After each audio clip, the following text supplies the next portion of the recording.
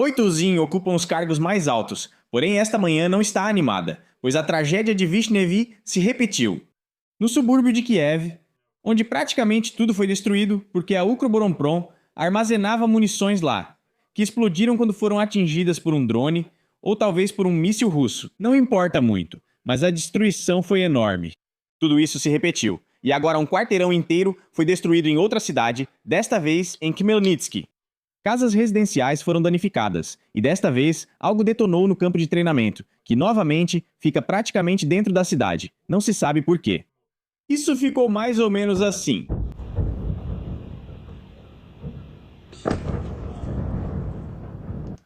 Nos contam que foi uma explosão seguida de detonação em uma das unidades militares. Mas olha, explosões desse tipo com detonação subsequente e sem nenhuma onda de choque, isso é um absurdo. Ou seja, supõe-se que havia algo lá. Enfim, falaremos mais sobre isso adiante. Vamos ver o que aconteceu primeiro. Aqui comentaram e disseram que ocorreu um incidente, como resultado do qual houve uma explosão seguida de detonação. Foi criado um posto de comando, forças da polícia de patrulha, e sim, começaram a avisar e evacuar. Já apareceu informação sobre danos em casas residenciais. Mas de novo, o que é isso lá? Inicialmente, chegaram até a dizer que era quase uma detonação planejada de munições antigas.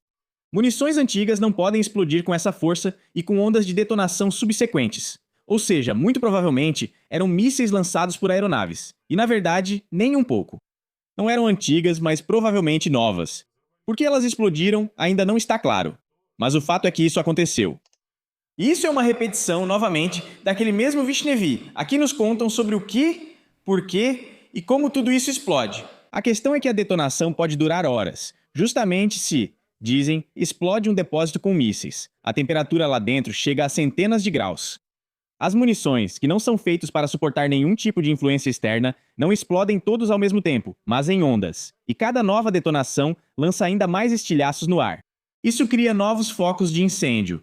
Sem falar que algumas munições são lançadas para o alto e autodetonam, digamos assim, no ar, em diferentes alturas. E alguns deles se espalham muito longe, atingindo tudo em seu caminho. Carros, pessoas, estradas, prédios, construções e muito mais. E de novo, não nos dizem se a explosão foi resultado de uma ação deliberada. Mas como e por que tudo isso explodiu? Por enquanto, nada está claro. Aguardamos a investigação, como ocorre com Vishnevaya, que também está sendo investigada intensamente. E como se descobriu, uma quantidade significativa de munições era armazenada em locais que não atendiam absolutamente aos requisitos de segurança. E lembro que tudo isso explodiu justamente lá em Vishnevon. Desse jeito, com esse estrondo todo. Ou seja, parece até um apocalipse. Estou livre!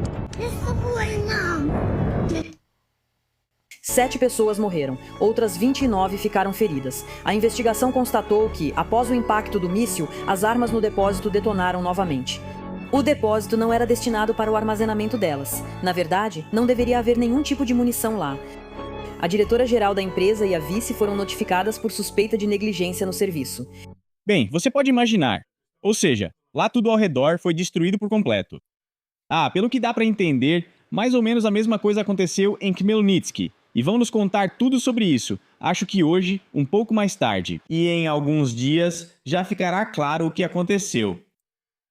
Quanto a Vishnevy, uma quantidade significativa de munições era armazenada em locais que não atendiam absolutamente aos requisitos de segurança e não possuíam a documentação necessária. Como e quem permitiu isso? Mas, obviamente, os dirigentes que estão agora no centro de detenção provisória estão esperando bem.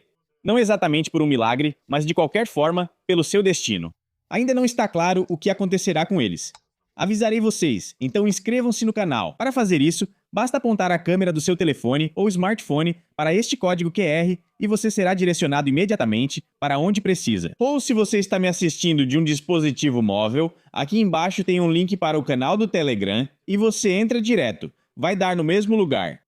Além disso, existe um ditado. Infelizmente, eu tenho usado ele com frequência ultimamente. O problema nunca vem sozinho. Ele sempre traz outros problemas junto. Em ucraniano, dizem, o problema nunca vem sozinho. Ele sempre traz outros problemas junto. Bem, no geral, é parecido. Enfim, Kiev foi bombardeada e lá houve uma destruição muito assustadora. Até o centro comercial foi destruído e pessoas morreram. Alguns que não chegaram ao abrigo estão deitados na estrada. Não vou mostrar esses horrores. Na verdade, eu nem postei isso no canal do Telegram, porque as pessoas já têm sofrimento demais. Mas tem o momento da explosão em si, o que está acontecendo nas ruas de uma cidade comum. Neste momento é Kiev. Este é o vídeo.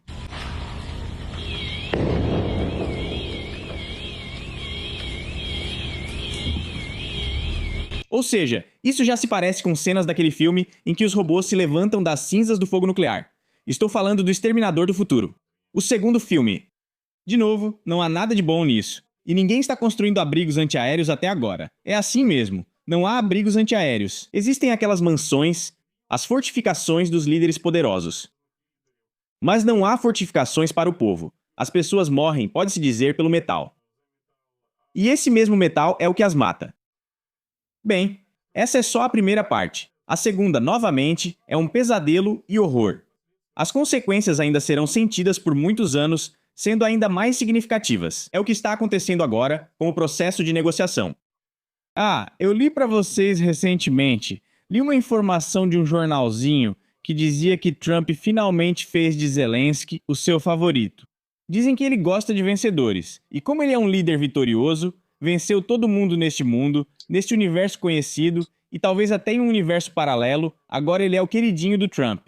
E esse queridinho, no auge, digamos assim, da popularidade, bem, na cabeça dele, pediu ao Trump 300 sistemas Patriot. Isso é defesa antiaérea, os projéteis para esses sistemas são extremamente caros. Ele pediu também mais desses Patriots, além de uma licença para produzi-los. Além disso, a mídia ucraniana imediatamente anunciou que está tudo certo, tudo ajeitado, tudo pronto. E Lebed, Hag, Shtukov se juntaram a Lania e estão levando todos esses projéteis para a Ucrânia. De repente, Trump surgiu diante dos espectadores, sob as luzes das câmeras e disse: não vai ter nada. Primeiro, ele afirmou que Zelensky e Putin precisarão ceder para encerrar a guerra, destacando que sua mensagem é dirigida a ambos.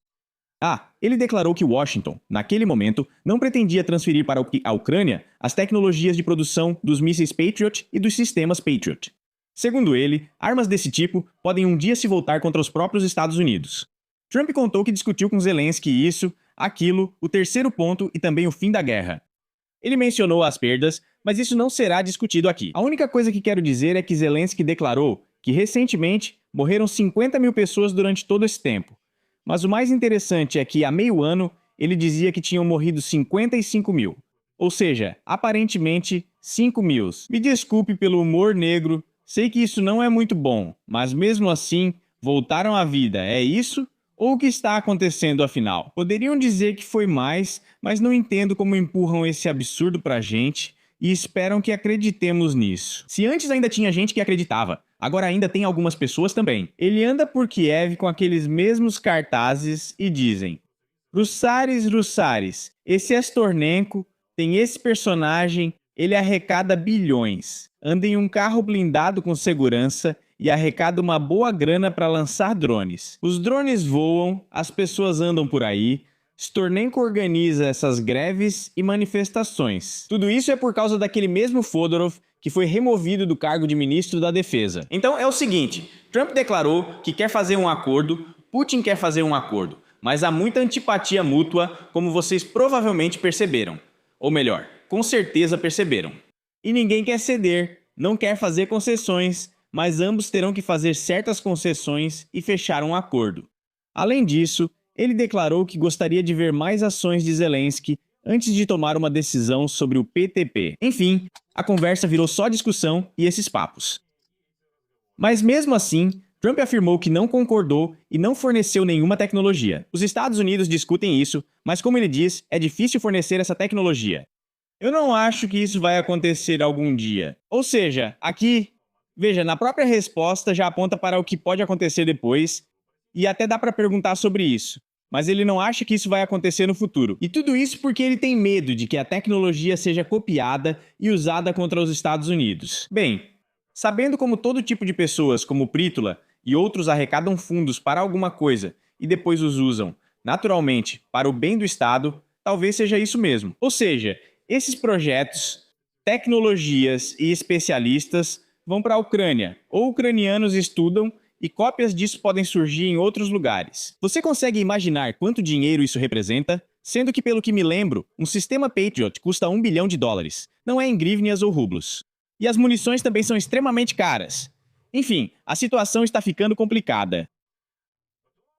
Depois foi noticiado que Vance, o principal braço direito de Trump, e que por um tempo foi chamado de sucessor, embora agora já não seja mais.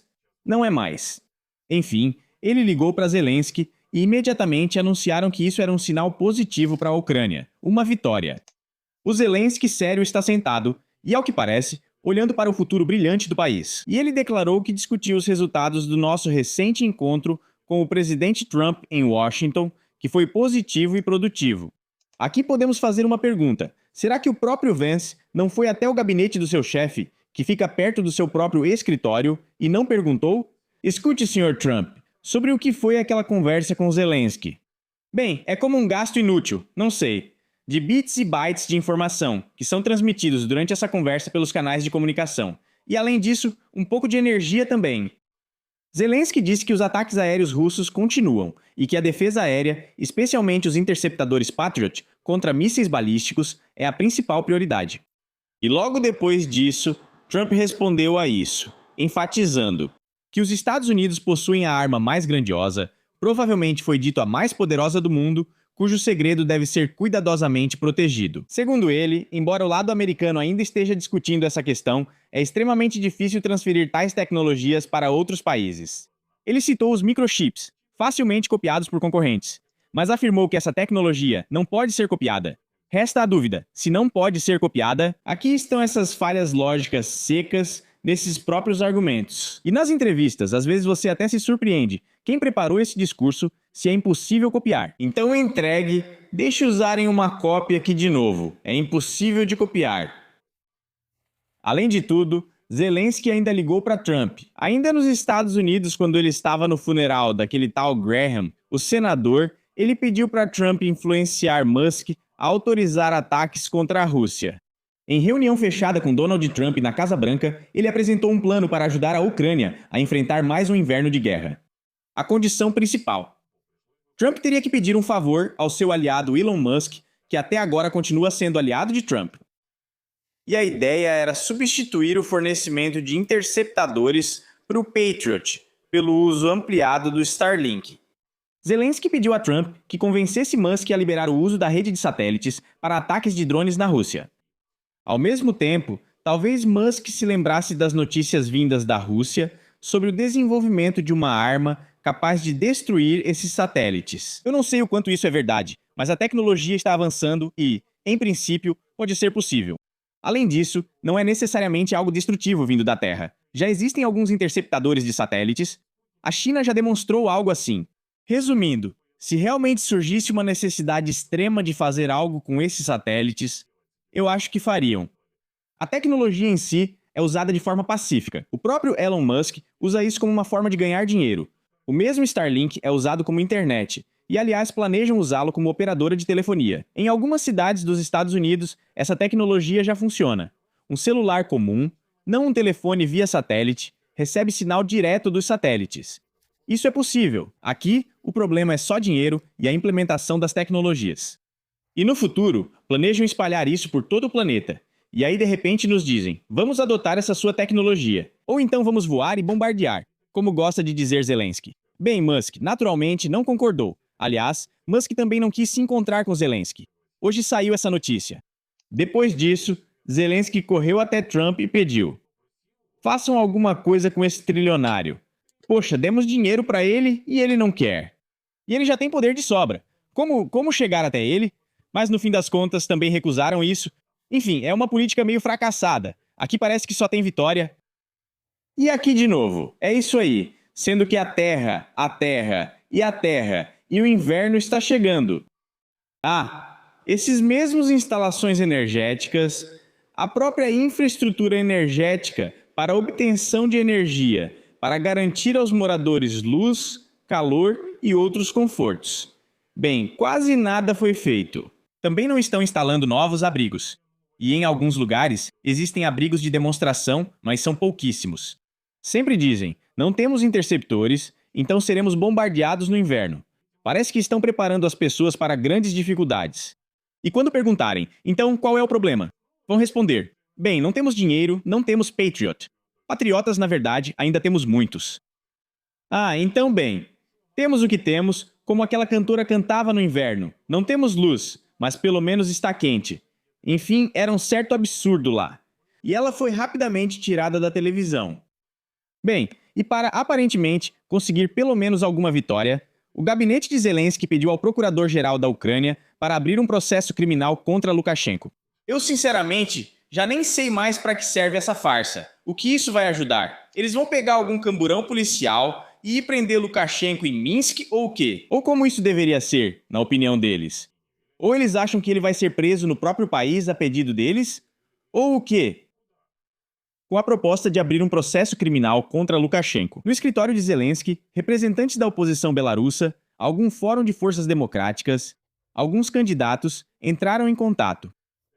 Só faltava essa.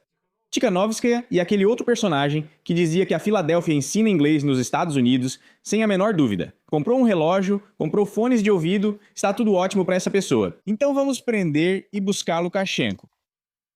Então é isso.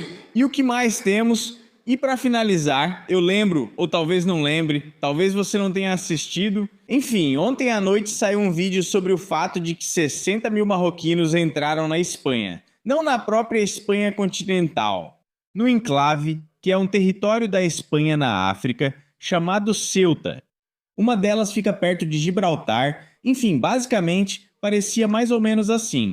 E então a Itália suspendeu o acordo de Schengen com a Espanha. Para que todos esses especialistas valiosos, entre os quais há muitos cientistas extremamente talentosos, tanto em fusão nuclear, quanto em modificações genéticas e neurocirurgiões, e lá não são poucos. E lá tinha até um geólogo que testava o eixo da Terra com a testa.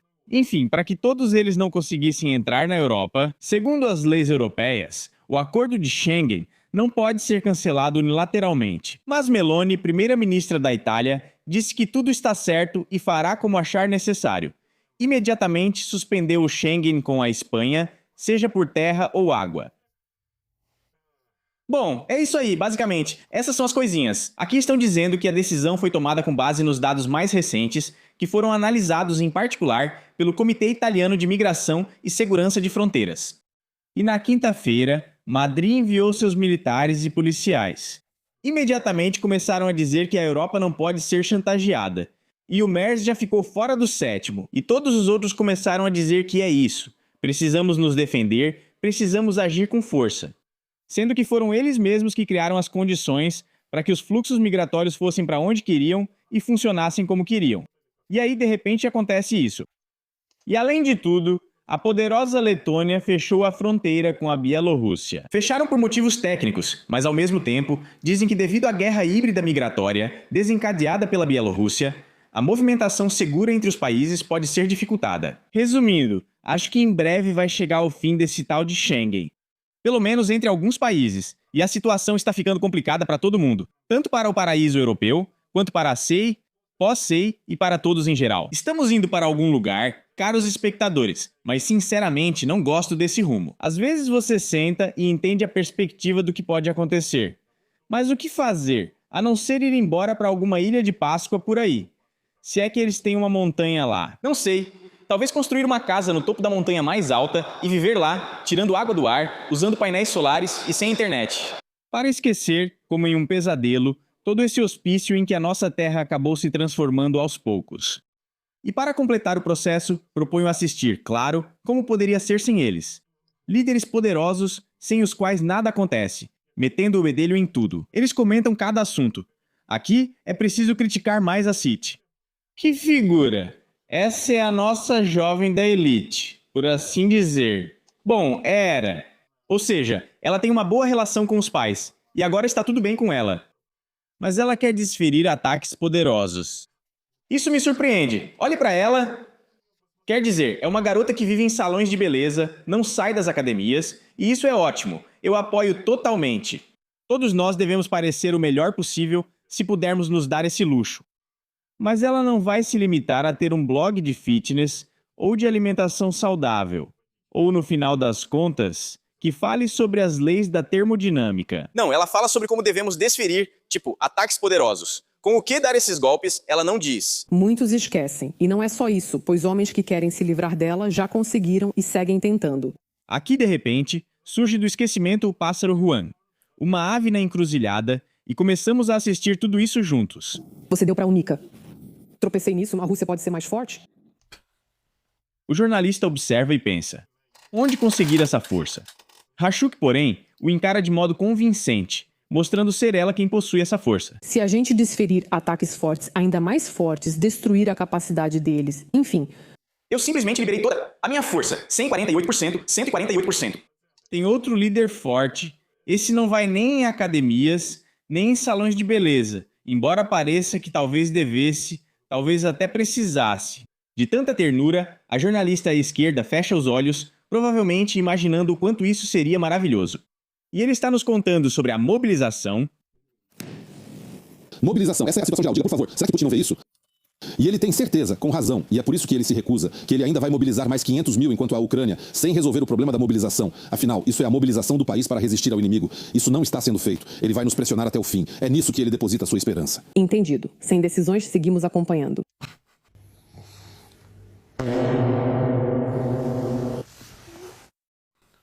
A decisão está com Evgeny Reva, que é o ex-ministro da Política Social, que certa vez disse que os aposentados comem muito, por isso são tão pobres. Para ser rico, basta comer menos.